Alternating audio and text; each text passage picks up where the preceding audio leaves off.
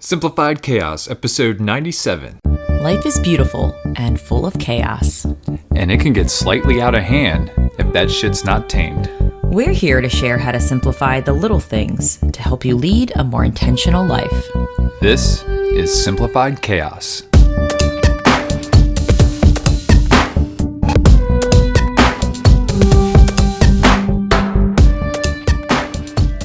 Hey, wonderful friends. Welcome to Simplified Chaos. This is Jillian, one of your hosts, and I'm with my husband and co-host, Nicholas. What's going on, folks? Hope you all are having a safe and wonderful week. We've got another great episode of Simplified Chaos here for you all today. Jilly, what are we talking about? Today's topic is all about reframing things that really piss you off. Yeah. I'm just going to leave it like that. There's a lot of things pissing me off. I'm kidding. Got a lot of problem with you people. You're going to hear about it. It's not quite Festivus season yet, but it's right around the corner. But before we get into what pisses us off, let's show a little gratitude. A little opposite end of the spectrum there. Yeah. So, Jilly, what are you grateful for this week? I am grateful for my mom. I feel like I say this a lot, but she went on 2 amazing walks with me today. Sorry, not 2, but 1. And it was really cold. It felt like 2 walks. It felt like 2. She went one with my sister earlier. But it was pretty windy today, and it was really cold. And my mom is just so open and just goes with it. And, you know, she just put on her stuff and came out with me. And even though I could tell maybe she really wasn't feeling it 100% just because it was pretty windy today. But I'm so grateful to have a mom who just, you know, is just by my side and supports me through anything, no matter how crazy it may sound or, you know, and walking's really crazy. Yeah, it's the small shit. You know what I mean? I know, it's just like, I could tell maybe it wasn't like the first thing on her mind that she wanted to do. And we bundled up the kids and it was cold out there. Like the kids' hands were like super cold after playing for a little bit, but it's like we all needed it. We all needed to get outside to be uncomfortable for a moment. You know what I mean? Just to get outside and just get some air and get out of the house. So I'm just appreciative for my partner, Mama Bear, for coming out with me and braving the weather and just doing life by my side. I love it. Hell yeah. What about you? Well, I'm also grateful for your mom. Today was a good day. Well, I mean, every day's a good day, but today was a good day. I got the double action in the food department. Got a nice little breakfast sandwich cooked for me this morning with ham, egg, cheese, and a little bit of spinach. And then this afternoon, I was like rummaging through the refrigerator looking for something for lunch, and I just couldn't think of anything. And she's like, well, how about a grilled cheese? And it's like, yeah, I can make a grilled cheese. She's like, no, I'll make it for you. And I'm like, okay. So then I got a chance to spend some time with Lucille and hang out and whatnot, because she had just woken up from a nap, so I was kind of holding her and what. So yeah, she made my day, and she also made dinner technically. She started dinner, yeah. Yeah, three meals. I have some big shoes to fucking fill. It's crazy. Yeah. Mom is like spoiled me today. Just there to help at all times. Hell yeah. No matter what. Thank you, Mama Bear, if you ever listen to this. Thank you. All right, Jilly. Okay. Why don't you set this episode up here for us? We're going to talk about things that piss us off. All right, well, not necessarily things that piss us off, but we've had a couple incidences, you know, and life is life. Like you're not always going to be happy. I mean, I think we just, you know, there's ups and downs. Wait, you mean we're not happy 24/7? We'd be manic then. But there's been some circumstances where I think we were just a little bit more disappointed in things. And, you know, it could be people's actions. It could be circumstances. Mm-hmm. It could be work. It could be just not having enough time for yourself. It could be the clutter in your house. There's little tiny things that can happen that just, I feel like it could take up a lot of mental space in your head. And I find that it's so hard to get that out. But in order to feel joy and to feel fulfilled and have meaning in your life, like you have to find ways to process all of that shit, or else it just stays inside and just makes you go down this rabbit hole of just shit that's not good for you, or just, you know, doesn't bring you to a place that you want to be, you know. Yeah. And and we don't have to be super specific, but I just thought we could name a few, and then I found an amazing resource that I want to share that's probably going to be majority of this episode, of just, hearing her perspective of it, and then just kind of ways to kind of reframe it into action versus just letting it settle and just stewing in it. Gotta let that shit go. Yeah. Or figure out a way to let it go or decompress. Which is hard. It is. Yeah. Well, yeah. I mean, we're in a time where a lot of things are bottling up, and if we don't have an outlet to get out our emotions or feelings or just do, because we're not in that time where we normally do things and how we might normally decompress. I think we're a little more constricted in what we're doing, and maybe even under more of a microscope amongst your family members or people you live with, just because you're around them a lot more, if you're in that situation. So yeah, I mean, things are looking a little bit different, but let's jump into it. All right. And again, I wasn't sure how specific you wanted to get, since, this is like off the cusp. Is it cuff or cusp? I actually don't know. I think it's off the cuff. You're on the cusp of something, so it's got to be off the cuff. I don't know. Yeah. We're so smart, man. Somebody look that up and let us know. But there's just been...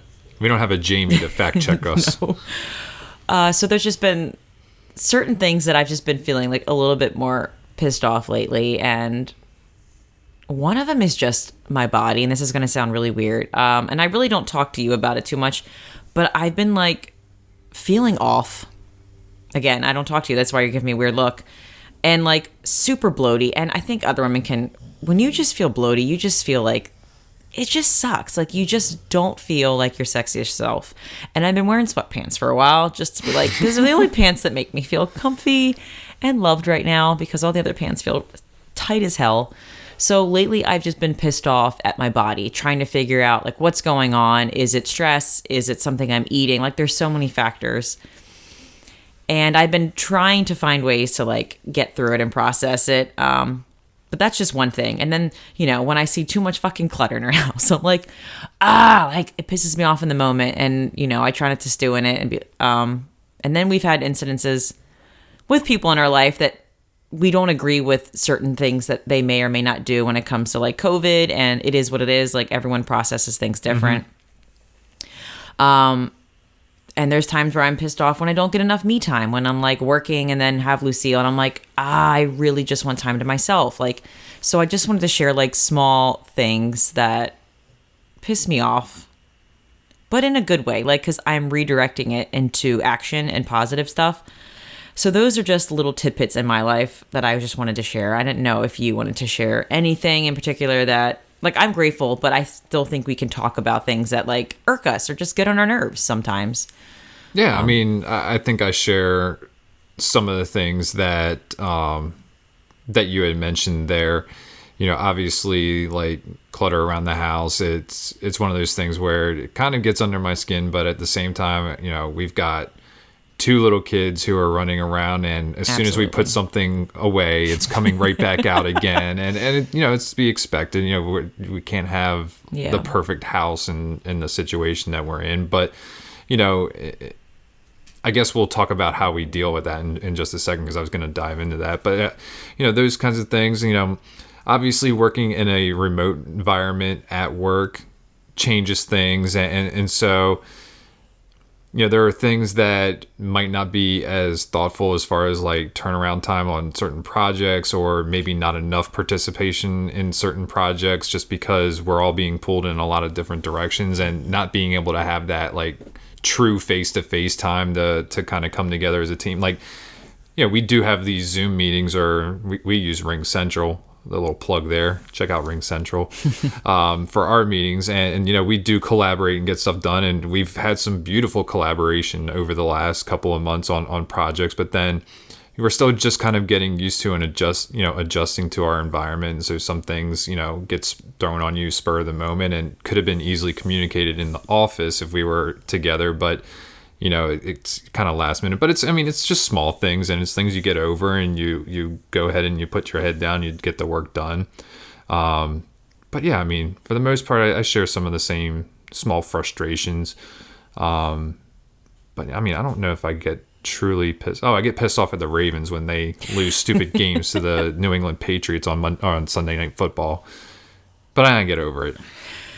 And I think it's important that we can share, because I know we actually have tools under our belt that we use to kind of reframe it for ourselves. Yeah. And I think one of them is just reframing it to just gratitude, like immediately thinking, like, as far as like the clutter and when things are like disarray or just crazy around the house, I immediately think like, I'm so grateful that, you know, we have roommates like my sister and my brother-in-law and their baby. It's just, or toddler now. So immediately I think like we wouldn't have clutter. Like we said with Reese's bibs, like if his stuff is all over the floor, his clothes are, you know, hanging all over the place. If they weren't there, it'd be a clean house. But if they weren't there, I'd be really sad because that means he didn't live there anymore. He didn't live with us. Yeah, yeah. So I think immediately like reframing it that if this wasn't like that, then we would be really sad because they wouldn't be around anymore. You bring up a great point, and that's, you know, what I think about every time that, you know, we may have to do dishes or pick up or whatever, you know, and just do a little extra. You know, at first it was tough, and it was just like, you know, why am I always having to do this? And it's not even always. You in that moment you feel like it's always, but it's really not. But you know, I think it made me become more conscious of like the good things that are being done around here, and just in other areas where we may be deficient that they're picking it up, and it's vice versa. So I have a much different mindset than I did before, and it's really helped me out. I mean, I'm a lot calmer, you know, when it comes to that kind of thing. And you know, we may joke around about certain things. Like we have a good way to deliver We do. on some of the things that can be done, you know, in order for us to kind of pitch it in together. So I think they take it well, and you know, we're all here. I mean, we all wear thick skin. I mean, you know, we bust each other's balls a lot, or vaginas a lot. Jesus. Whatever you want to. I don't know. What do women say when you bust each other's chops? We don't say bust each other. I mean, at least I don't. I don't really know. Is there a terminology? I know guys bust each other's balls. No. Some women don't have thick skin. There's a lot of women that don't have thick skin that I know. So we don't really. Well, then we're pretty lucky here. No, we do. I do have a few, but I can't really think of an expression. I would just call it being ourselves. Fair enough. That's just what we do. So I think that's one tool that has really helped us, is just kind of reframing it to gratitude automatically. And then something else that's ingrained in me is that every time I feel a certain way towards something, and it may piss me off, but I immediately know that it has nothing to do with that thing, that time, that person. It has everything to do with me and how I'm internalizing it. So as soon as I turn the finger around and like point to myself, I know that there's something bothering me that is the reason why I'm feeling that way. And that's the only thing I can change. So just knowing that, turn it back on me. I'm the person who has to change it, because that's the only one who can control the situation, you know, in that time. That's one of the biggest keys, I think, is focusing on what you can control. Because I think a lot of the times we tend to put all our time and energy on the things that we can't control, and it just adds to the frustration. And at the end of the day, you're not going to get any further to your goals or any kind of resolution, because you're focusing on those things that are not within you, that you can't control. So it does all come back to ourselves, and kind of figuring out, okay, well, I'm feeling this way. Well, why am I feeling this way? What can I do about it in my situation? You know, what are the things? And you do need to think about the things that are not in your control, and that way you can recognize them and say, okay, you know what? I'm going to step back and just really focus on me at this point. Like COVID. Exactly. I mean, yeah, we're in zero control of what's going on with that right now. Yeah. The last thing I had on here is something that's been helping me just kind of reframe, you know, when things get under my skin, is ever since I heard this quote, it has helped me with freaking everything. This is happening for you, not to you. Mm-hmm. That we talked about that one a long time ago. Everything. Yeah. Immediately I think about, it's not me. It's not personally happening to me. This is happening for a reason. And I just need to figure out like what that reason is. What am I learning from this experience? Right. So that simple quote has been like just a game changer with like certain things that life brings you that you just may not agree with, and be like, this freaking sucks. So yeah, that quote has really, really been an awesome tool for me. Yeah. Okay, so Hey. Hey. what? You didn't ask me if I had anything. Oh, well, I thought you were going to chime in. I didn't know I had to ask Well, you. Yeah. Well, hello, Nicholas. no, Do you have I was- another tool you want to share? Yeah. Go for it, babe. It's called the bottle. Oh God, drink your troubles away, hun. Oh, yeah. No, I'm just kidding. Every now and then it's good to have a nice little cocktail in the evening. Not that... Would you call it a coping mechanism? Sure. I'm being honest here. But yeah, every now and then it's just like, you know what? Need to do a little cocktail action, and because it helps me relax. And I'm not drinking 8 cocktails in an evening. I'm having maybe gravy. 1 or 2, and puts me in a good spot. It centers me and get back to, just chilling out and being there for you and Lucille and everybody else. It's actually pretty good. I don't mind. Yeah. Every night? Not every... No. I just want to clear that up because you did say that. Did I say every night? It sounded like Yeah, it. it's not every night. I was like, oh man. No, it's not. But that, and there's nothing like a little good playlist on your phone. I have one that I put together. It's called Metal Wellbeing. Oh my gosh. So it's just a bunch of metal music and puts me in a good spot. That sounds like the opposite of what I would listen to. Everybody's got their thing, Jilly. I will say right now, what's bringing me immense joy, like through anything that I may be experiencing that's like not in my favor, is Boney James Christmas music. We started listening it today because my mom put it on the speakers today, and it was just like this switch was just like, oh my God, like the holiday music. And it's not just like any holiday music. It's like Boney James because it's like the saxophone, and it just makes my heart smile. I will say that I'm very anti holiday music before Thanksgiving, but this year I will gladly make an exception. If it makes people happy, by all means do it. I mean, I know my sister-in-law has already got like Christmas up at my brother's house right now, and he's rolling with it. Like, I think a lot of people are doing that. Yeah, though. I mean, they are. And I actually have a coworker who has a tree up in the background of his calls, and it was up, I think, literally the day after, or the weekend after Halloween. And Wow. yeah, and it's just one of those things that kind of actually just brings a smile to your face, and you're like, we're coming up on a special time of the year, and it may look different than... Actually, it is going to look different than, what we've seen in the past, but, and people might get pissed off, about the situation, but, we're in it. Again, focus on what you can control, make sure you communicate, and, figure out plans with your loved ones. I know this is completely off topic, but I think it's important to say because we are coming up on Thanksgiving next week. Yeah. A week from today, because this is coming out on Thursday. So, yeah. Nice. That was a good one. I'm sorry I didn't formally ask you. Next time you can just share it. Yeah, we had this whole 2-minute golden nugget just sitting there. Oh, yes. Okay. Is it okay if I share the resource now? Yes. Okay. Just making sure you didn't have anything else up your sleeve. I was just waiting for that little pause so that I can chime in there, and you went right into the... Never mind. Okay. All right. So this is going to take up a good majority of the rest of the episode, but I think I wrote like things that piss you off, or I wrote something about pissing you off, and I found this blog. It's called the Be Well Place, and Rachel is the person who is writing all of the wonderful blog posts. And I actually contacted her and just told her how I really wanted to share your content. I really, liked it. It was something she writes in a way that you can resonate with, and it just feels really real.